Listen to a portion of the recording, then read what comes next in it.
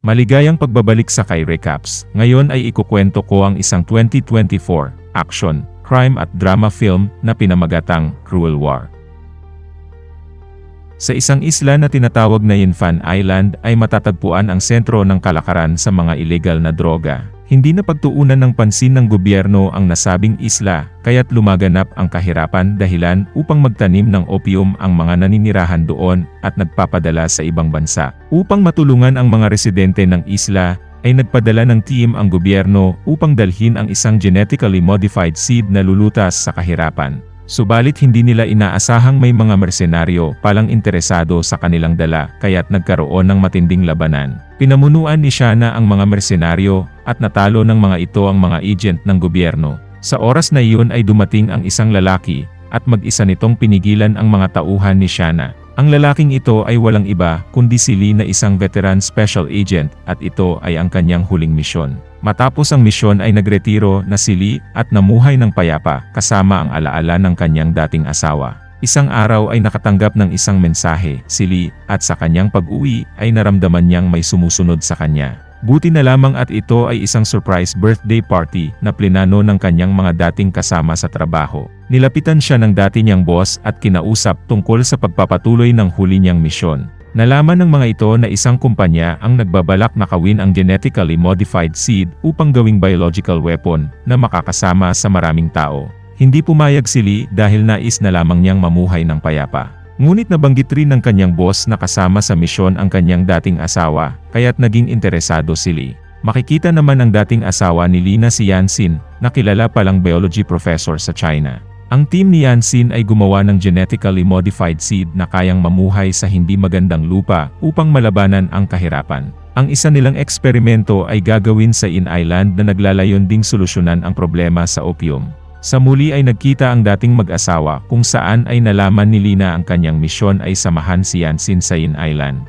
Nagbigay ng payo si Lina kung maaari ay huwag na sa In Island dahil na rin sa panganib na mula sa mga mersenaryo. Hindi ito sinang-ayunan ni Yansin dahil nais nitong makita ng personal kung paano mag-adapt ang kanilang pananim sa lupa roon. Kinagabihan ay muling pinag-usapan ng dalawa ang misyon, ngunit talagang desidido si Yansin na ipagpatuloy ang misyon. Samantala sa Yin Island ay pinahirapan ng isang gang ang isang konsehal ng isla sa pamumuno ni Lee Wenyao na dati ring kapitan ng Special Forces.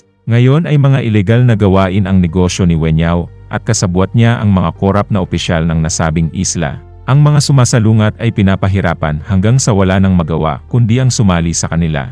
Sa kabilang dako naman ay isang lalaki na nagngangalang Wooly na maagang nabalo at ngayon ay nag-aalaga na lamang ng kanyang anak. Si Wooly ay dating kasamahan ni Wenyao sa Special Forces at ngayon ay umaasa na lamang siya sa tulong ng kaibigang si Jan. Isang gabi ay bigla na lamang nawalan ng malay ang anak ni Wooly kaya't agad nila itong sinugod sa hospital. Nalaman nilang may sakit sa puso ang bata at kailangan ng agarang operasyon. Walang pampagamot si Wooly sa kanyang anak kaya't lumapit siya sa kanyang kaibigang si Wenyao. Dito ay sinabi ni Wenyao na magdadala ng isang mapanganib na armas ang mga scientist sa kanilang isla at hindi ito maganda para sa mga naninirahan doon. Ginamit ni Wenyao ang pagkakataong ito upang kumbinsihin si Wooly na tulungan siyang nakawin ang mga genetically modified seeds. Kapalit nito ay magbibigay ng pinansyal na tulong si Wenyao para pagpapagamot ng bata. Sumunod na araw ay tumungo na si Lee sa isla, kasama si Yansin, upang simulan ang eksperimento.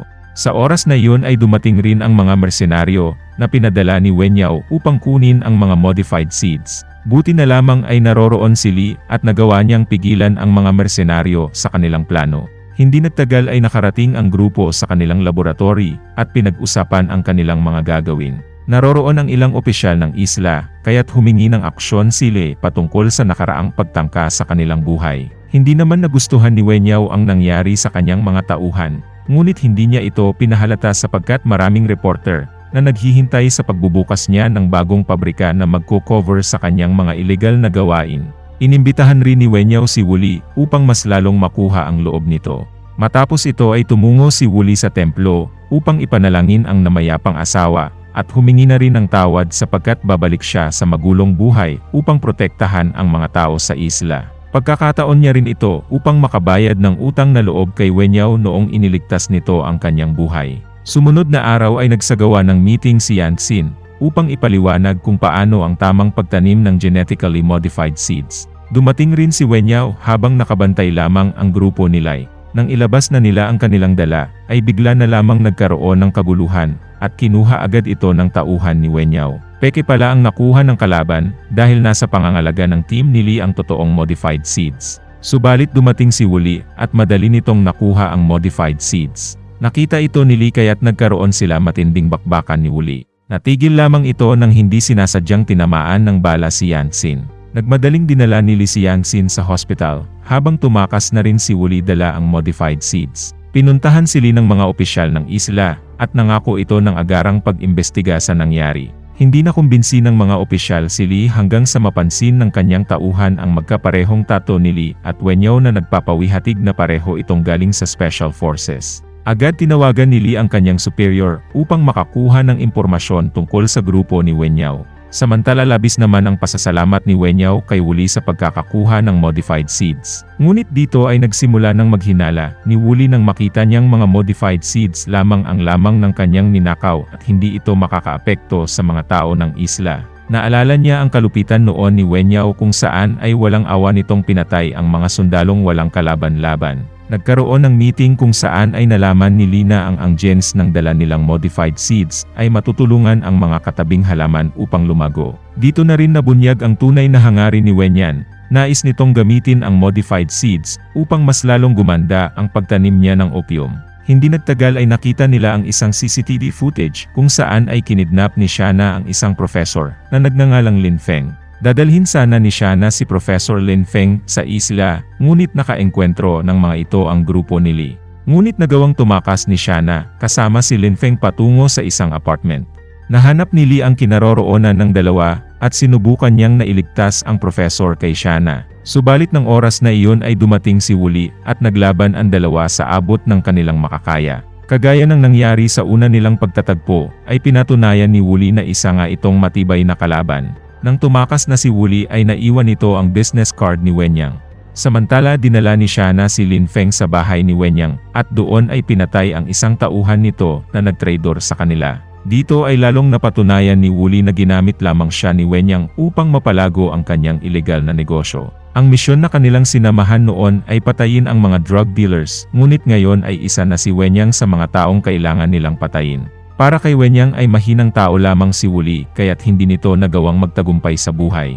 Nang makaalis na si Wuli ay binalaan ni Wenyang si Professor Lin Feng na mamamatay ito kung hindi papayag sa kanyang gusto. Sumunod na araw ay humingi ng tawad si Wenyang kay Wuli, at nais nitong magdiwang para sa kanyang tagumpay. Subalit hindi na nagpakumbinsi si Wuli at doon ay tinapos na niya ang kanilang pagkakaibigan. Hindi ito nagustuhan ni Wenyao kaya tinutukang ng baril si Wuli ng kanyang mga tauhan. Ngunit ginawang hostage ni Wuli si Shana, kaya't nagkaroon siya ng pagkakataong tumakas. Umuwing may tama ng bala si Wuli, at tinulungan siya ng kaibigang si Jan. Matapos ito ay napansin ni Wuli ang sugat sa paa ni Jan, kaya't napagtanto niyang ito ang pinahirapang tauhan ni Wenyang dahil sa pagiging traidor. Dito na sinabi ni Jan ang katotohanan, magkasabot sila ni Wenyang upang mapapayag si Wuli na tulungan sila, at sangkot rin ito sa pagkamatay ng kanyang asawa. Magagamit pa nila si Wuli sa mga ilegal na aktibidad, ngunit sagabal ang pamilya nito, kaya't kailangang mawala lahat kasama ang bata. Hindi napigilan ni Wuli ang sarili, at nagawa niyang patayin ang kanyang kaibigan. Samantala tinungo ni Lee ang bahay ni Wuli, ngunit tumakas na ito nang matunugan ang pagdating ng pulis. Tanging may sakit na anak ni Wuli ang naabutan ni Lee kaya't agad niya itong tinulungan. Sa kabilang dako ay bigo si Lin Feng na ihalo ang genetic material ng modified seeds sa opium dahil nakayansin ang mga datang kailangan. Binalikan ni Wuli ang kanyang anak ngunit hindi niya ito mahanap. Buti na lamang at isang kakilalang nurse ang nagsabi sa kanya na nasa hospital ang kanyang anak. Nasa hospital rin si Lee dahil binabantayan nito si Yansin na noon ay hindi na maganda ang kalagayan. Sa kabila ng pagnanais na iligtas ang kanyang dating asawa ay natagpuan ni Lee ang sarili sa kalungkutan dahil sa biglang pagpanaw nito. Dala ng mataas na emosyon ay agad na inatake ni Lee si Wuli, ngunit sa huli ay napagtanto niyang hindi niya ito pwedeng patayin upang mahanap ang modified seeds. Agad namang sinabi ni Wuli kung saan ang laboratory ni Wenyao upang makapaghiganti. Samantala makikita ang dalawang tauhan ni Lee na masayang nag-uusap nang biglang dumating ang mga kalaban at kinidnap ang dalawa. Sa kabila ng hindi makataong pagpapahirap sa dalawa, ay tiniis nila ito upang hindi malaman ng kalaban ang kung nasaan ang files na kanilang hinahanap. Nagali na si Wenyao at pinatay na nito ang isang tauhan ni Lai. Sa pagbalik ni Lee sa opisina ay magulo ang lugar at wala ang dalawa niyang tauhan. Kinontak ni Wenyao si Lee at nagkasundo ang dalawa na kapalit ng files ay palalayain ang kanyang tauhan. Samantala binabantayan naman ni Wooly ang kanyang anak at nagdesisyon siyang tulungan si Lee para na rin maipaghiganti niya ang pagkamatay ng kanyang asawa. Sinugod ni Wooly ang isang hideout ni Wenyao at madali lamang niyang pinatay ang mga tauhan nito. Subalit doon ay nakaharap din niya ang mga mersenaryong inupahan ni Wenyao at tuluyan siyang napasakamay ng kalaban. Nakipagkita naman si Lee kay Wenyao at dinala siya upang dahil nais niyang makita ang kanyang mga tauhan. Nang makita ang mga ito ay agad sumigaw ang dalawa na pinatay ni Wenyao ang isa nilang kasamahan. Nagalit si Lee ngunit wala rin siyang magagawa dahil napapaligiran siya ng kalaban. Ayon kay Wenyao ay sa pamamagitan ng files na mula kay Lee ay lalo niyang mapapalago ang kanyang pagbebenta ng ilegal na droga. Sa kabilang dako ay pinapahirapan naman si Wooly, ngunit hindi akalain ng kalaban na magagawang kumawala ni Wooly. Tumawag naman si Shana kay Wenyao dahil nalaman nitong peke ang dalang files ni Lee, bagay na ikinagalit ni Wenyao. Sa oras na iyon ay dumating si Wooly at sa pakikipagtulungan niya kay Lee ay naging madali para sa dalawa ang iligtas ang mga tauhan ni Lee. Agad tumakas si Wenyao kasama si Shana kaya't hinabol nila ito.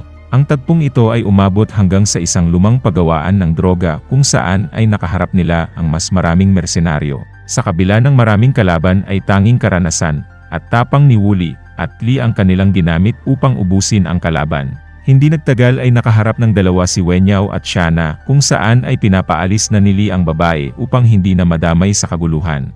Dito ay binunyag ni Wooly ang katotohanan na si Shana ay ang batang kinidnap noon ni Wenyao at pinalaki ito upang maging assassin. Ngunit dahil na brainwash na si Shana ay hindi ito nakinig kay Wooly dahilan upang magkaroon ng putukan na nagresulta sa lubhang pagkakasugat ni Wooly. Namatay ng oras na iyon si Shana habang nakatakas naman si Wenyao na agad kinuha si Lin Feng at modified seeds upang tumakas. Subalit agad pala itong sinundan ni Lee kung saan ay nagawa niyang patayin ang natitirang mga tauhan ni Wenyao. Nang maubos na ang kanyang mga tauhan ay napilitang harapin ni Wenyao si Lee. Habang nagaganap ang mainit na laban, ay muling lumitaw si Wooly na tumulong kay Lee. Subalit dahil sugatan si Wooly, ay hindi na siya makalaban ng maayos, habang malakas pa ring magpakawala ng atake itong si Wenyao. Sa kabila ng magkasamang pag-atake, ay nahirapan ang dalawa na talunin si Wenyao. Nang tumagal na ang laban ay nakakita ng kahinaan si Wooly sa depensa ni Wenyao kaya't hindi nila pinalampas ang pagkakataon.